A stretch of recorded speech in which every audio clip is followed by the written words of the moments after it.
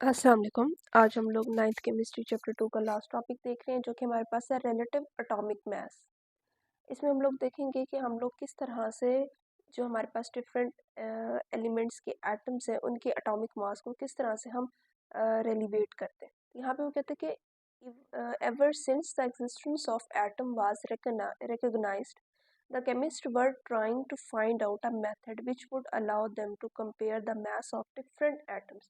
ये कहते हैं जब से एटम्स की जो एग्जिस्टेंस है उसको जो है रिकॉग्नाइज किया गया है, पहचाना गया है, केमिस्ट जो है वो कोशिश कर रहे हैं कि वो कोई ऐसा मेथड निकालें जिससे वो डिफरेंट एटम्स के मैसेज को आपस में कंपेयर कर सकें, मवाजना कर सकें। इट वाज नेसेसरी, ये ज़रूरी था। जब वो कहते हैं कि इसकी ज़रूरत क्या है कि हम लोग एक एटम के मैस को दूसरे एटम के मैस से कंपेयर करें, तो वो कहते हैं ये ज़रूरी है because without knowing the relative mass of atom we would not know in which ratio of masses we mix the reactant to carry out a chemical reaction। वो कहते हैं जब तक हमें इस चीज़ का पता नहीं चलेगा कि इनके एक दूसरे से रिलेटिव masses क्या हैं एटम्स के, तो हम लोग कोई भी केमिकल रिएक्शन नहीं करा सकते, क्योंकि केमिकल रिएक्शन कराने के लिए हमें एक ख़ास क्वांटिटी में रिएक्टेंट्स की ज़रूरत होती है और उसी अमाउंट में हमारे पास प्रोडक्ट बनता है। तो अगर हमारे पास रिएक्टेंट की ही हमें अमाउंट का पता नहीं होगा तो हमारे पास जो केमिकल रिएक्शन है वो नहीं हो सकेगा। नेक्स्ट वो बात करते हैं कि अच्छा अब ये चीज़ जो है मतलब रिलेटिव एटॉमिक मैसेज जो है इसका जो कॉन्सेप्ट है वो हमारे पास 1916 से यहाँ से स्टार्ट हुआ। इन 1916 the chemist adopted a new scale. वो कहते हैं कि 1961 में जो है केमिस्ट ने एक न्यू स्केल अडॉप्ट किया था for the measurement of relative message, ताकि वो मेजरमेंट कर सके रिलेटिव मैसेज एटम्स के। The unit mass on this scale is 1/12 of mass of lighter isotope of carbon taken as 12। अब हम लोग यहाँ से हमारे पास स्टार्ट हो रहा है ये कॉन्सेप्ट कि ये किस तरह से, जिस तरह से हम लोग जो नॉर्मल चीज़ों को मेजर करते हैं, ठीक है, हम लोगों ने एक जो है स्केल बनाया हुआ है किलोग्राम का, ठीक है। किलोग्राम में हमें पता है कि कितने ग्राम होते हैं, एक 1000 ग्राम से मिलकर हमारे पास 1 किलोग्राम बनता है। तो अब किलोग्राम पे अगर फॉर एग्जांपल हम लोग कोई भी चीज़ खरीदते हैं, जैसे हम लोग शुगर खरीदते हैं, तो हम लोग वो किलोग्राम के हिसाब से खरीदते हैं। हम लोगों को पता होता है कि अच्छा उसके अंदर 1000 ग्राम, अगर हम लोग 1 किलोग्राम जो है वो शुगर खरीद लें तो उससे उसका मतलब है हमारे पास उसके अंदर 1000 ग्राम्स होंगे। ये हम लोगों ने एक स्केल बनाया हुआ है। उसी तरह ही क्योंकि एटम्स को हम लोग किलोग्राम या ग्राम में मेजर नहीं कर सकते, क्योंकि वो बहुत छोटे होते हैं, उनको हम आम आंख से नहीं देख सकते। इस वजह से उनकी को मेजर करने के लिए हम लोगों ने एक स्केल बनाया, ठीक है। उस वो स्केल क्या था, हम लोगों ने फॉर एग्जांपल एक स्केल बनाया, उसमें जो एक स्टैंडर्ड यूनिट लिया, जिस तरह से हमारे पास मैस को मेजर करने के लिए स्टैंडर्ड यूनिट किलोग्राम है, उसी तरह एटम्स को मेजर करने के लिए हम लोगों ने एक जो स्टैंडर्ड स्केल बनाया वो उसमें वो था हमारे पास AMU, ठीक है, एटॉमिक मैस यूनिट। अब उसको हमने रिलेट किससे किया, उसको हमने रिलेट किया कार्बन 12 से। कार्बन 12 का जो हमारे पास आइसोटोप था वो हम लोगों ने लिया।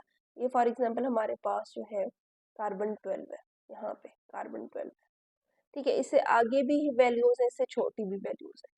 अब फिर कार्बन, जिस तरह किलोग्राम में 1000 ग्राम था, अब कार्बन 12 में क्या चीज है, तो कार्बन 12 में हमारे पास थे 12 AMU यूनिट्स। ये AMU एटॉमिक मैस यूनिट, मतलब जिस तरह 1 किलोग्राम जो है 1000 ग्राम पे मुश्तमिल है, उसी तरह कार्बन 12 जो है वो हमारे पास 12 AMU पर मुश्तमिल है।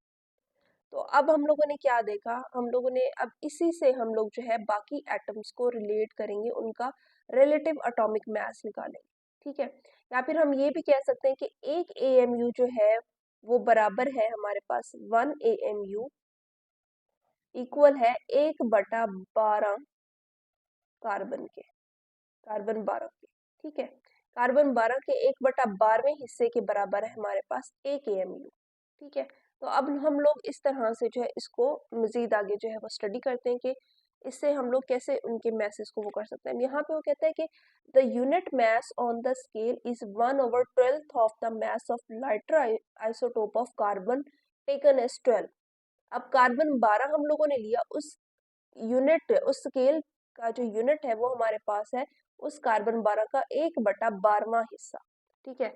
अब यहाँ पर यही बात हो रही है कि हमारे पास जो है उसका एक यूनिट, ये हमारे फॉर एग्जांपल ये हमारे पास उसके यूनिट्स है, ठीक है। तो यहाँ पे कार्बन 12 तक पहुंचने के लिए तकरीबन 12 यूनिट्स होंगे, 1 2 3 4 5 6 7 8 9 10 11 12। तो ये फॉर एग्जांपल हमारे पास एक स्केल है, इसका जो एक यूनिट है वो हमारे पास कार्बन के 12वें हिस्से के बराबर है, ठीक है। जिस तरह से हमारे पास एक जो किलोग्राम होता है वो ग्राम के 1000वें हिस्से के बराबर होता है, उसी तरह कार्बन जो है वो हमारे पास एएमयू के एक एएमयू जो है वो कार्बन के 12वें हिस्से के बराबर है। तो यहाँ पे वो यही बात करते हुए कहते हैं कि इस पे हमारे पास क्या है कि हमारे पास हम कार्बन 12 मतलब कार्बन का जो है सबसे हल्का आइसोटोप है वो लेते हैं, और उसके 1/12वें हिस्से के बराबर हमारे पास इस स्केल के ऊपर एक यूनिट होता है, एक यूनिट मास होता है।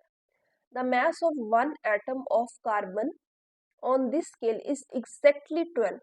अब वो कहते हैं, अब यहाँ पे ये जो स्केल है, इस स्केल में हमारे पास जो कार्बन है वो एग्जैक्टली उसका जो है वो 12वें यूनिट पे मौजूद है, ठीक है। तो यहाँ पे वो यही बात करते थे, mass of one atom of carbon on this scale is exactly 12 and the mass of other atom are measured relative to this unit. और बाकियों का मास जो है हम इसके रिलेटिव जो है इससे कंपेयर करके बाकियों का मास जो है हम लोग मेजर करेंगे। The relative atomic mass of an element is thus defined as the mass of one atom of that element relative to the mass of lighter isotope of carbon taken as 12। अब वो कहते हैं कि इसी तरह से हम लोग क्या करते हैं कि कोई भी और जो एलिमेंट है उसका मास जो है वो हमारे पास जो है हम उसको डिफाइन करते हैं कि वो हमारे पास कार्बन का जो सबसे लाइटर आइसोटोप है 12 उसके रिलेटिव में हम उसको फाइंड आउट करते हैं। The relative atomic mass of element are expressed in AMU। अब वो कहते हैं ये जो relative atomic mass है उसका जो यूनिट है हमारे पास वो हमारे पास क्या है, वो हमारे पास है AMU। It is defined as 1/12 of mass of an atom of carbon 12। अब यहाँ पे हमारे पास 1 AMU की जो वैल्यू है वो है हमारे पास 1.67377 मल्टीप्लाई बाय 10⁻⁻27 kg। अभी क्योंकि -27 इतनी छोटी वैल्यू अगर हम इसको किलोग्राम में करें तो इस हवाले से हम लोग एटम्स को किलोग्राम में मेजर नहीं कर सकते, इस वजह से हम लोगों के पास जो इसका यूनिट है वो है AMU। तो ये हमारे पास MCQs के लिए भी इम्पोर्टेंट है, मतलब ये हमारे पास जो AMU की स्टैंडर्ड वैल्यू ये हर जगह पर यही रहेगी। तो बाज़ औक़ात हो सकता है कि किसी क्वेश्चन में हम लोग को ये वैल्यू ना दी जाए तो हम लोग को ये वैल्यू याद करनी है। ये 1 AMU जो हमारे पास है 1.67377 मल्टीप्लाई बाय 10⁻⁻27 kg के इक्वल होता है। अब वो कहते हैं कि फॉर एग्जांपल जैसा कि the mass of one atom of hydrogen 1। अब वो कहते हैं जब हमारे पास एक हाइड्रोजन है, हाइड्रोजन उसका एक एटम का मास जो है on the scale atomic mass scale, वो जो हम लोगों ने ये स्केल बनाया उसके ऊपर उसका क्या मास है 1.007 AMU।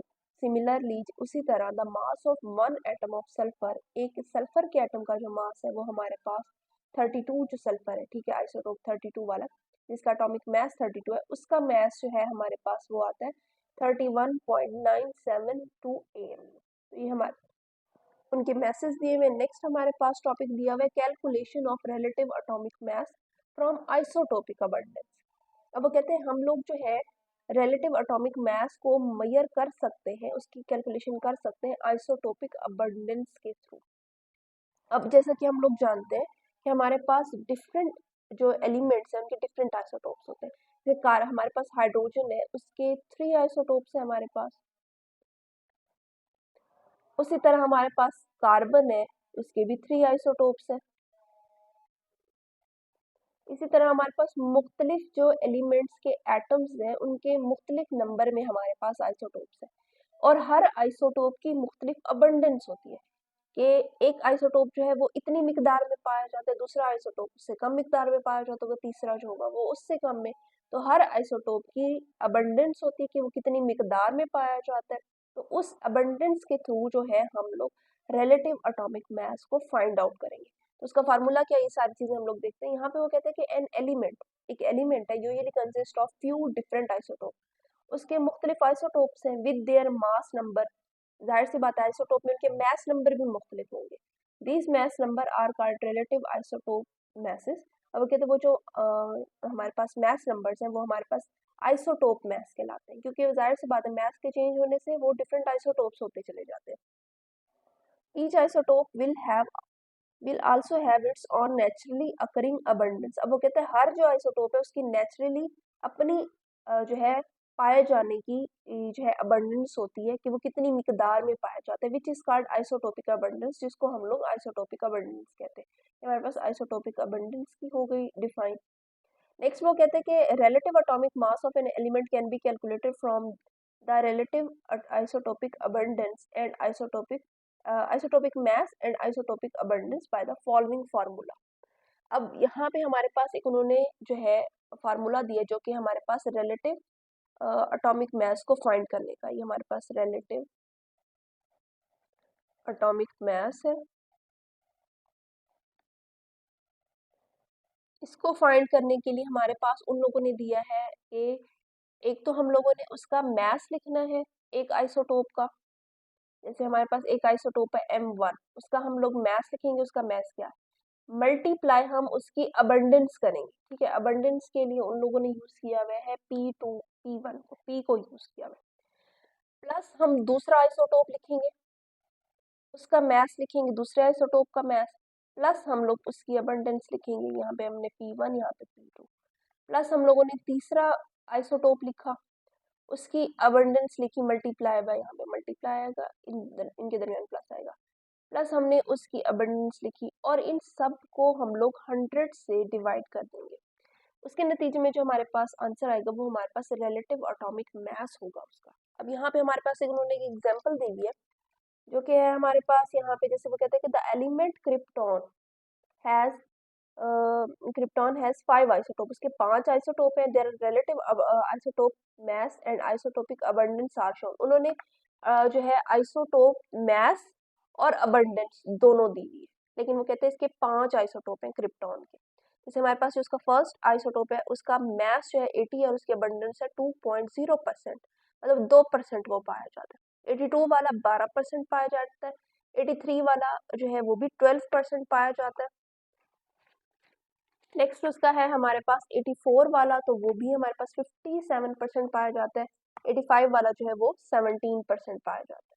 अभी हम लोगों ने जो है वो फार्मूला लिखा था, पहले हम लोगों ने जो है उसका जो है वो मतलब आइसोटोप नंबर मास नंबर लिखना है, प्लस हम लोगों ने उसकी अबंडेंस को उसके साथ मल्टीप्लाई कर देना, फिर मल्टीप्लाई करके प्लस हम लोगों ने लिखना है दूसरा आइसोटोप, मल्टीप्लाई बाय उसकी अबंडेंस, फिर तीसरा आइसोटोप मल्टीप्लाई बाय उसकी अबंडेंस, चौथा आइसोटोप मल्टीप्लाई बाय उसकी अबंडेंस, पांचवा आइसोटोप मल्टीप्लाई बाय उसकी अबंडेंस, और इन सबको हम लोगों ने डिवाइड कर देना है 100 के साथ।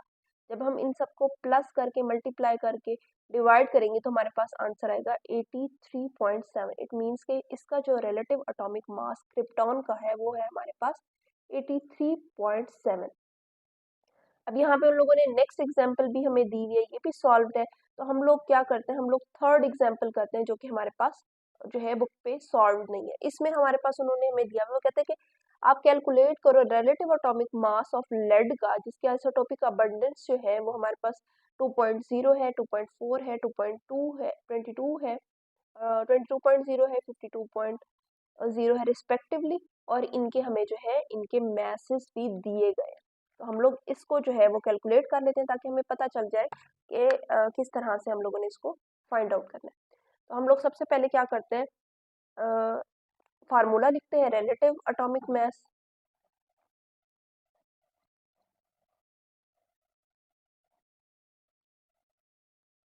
प्लस इज इक्वल टू, हम लोग क्या करते हैं पहले हमारे पास जो है इसका जो है मास जो है वो है 204, देन 206, 207 और 208। तो जो हमारे पास 206 वाला है, 206 इसको मल्टीप्लाई करना है हम लोगों ने, जो हमारे पास पहली जो दी हुई वैल्यू 2.0 के साथ, तो हम लोग इसको इस तरह से करते हैं, 206 को मल्टीप्लाई करेंगे 2.0 के साथ, प्लस का साइन आएगा। नेक्स्ट हम लोग करेंगे टू ये 204 है, सॉरी 204 है। नेक्स्ट है हमारे पास 206 मल्टीप्लाई बाय 24